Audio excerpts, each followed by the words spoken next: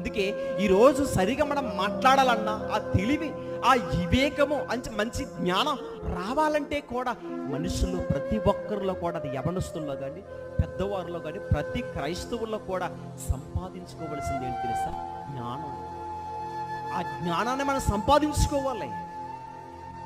అది మనుషుల వల్ల లేదా తెలివితేటల వల్ల ఎవరికి అది రాదది. దేవుడు ఇవ్వాలి, ప్రియమైన వాళ్ళ ఇవ్వాలి. ఈరోజు వాక్యాన్ని చదువుకుంటుంటారు చాలామంది, చదువుతారు కానీ అర్థం చేసుకోరు చాలామంది. అర్థమవదు ఈ వచనమేంటి. వాక్యాన్ని వింటున్నానండి, బైబిల్ చదువుతున్నానండి, అయినా కానీ ఇదిగో నా మైండ్లో ఉండట్లేదంటే నీకు జ్ఞానం లేదు. అది రావాలంటే, ఆలోచన నీకు ఉండాలంటే దేవుని పట్ల నీకేముండాలి?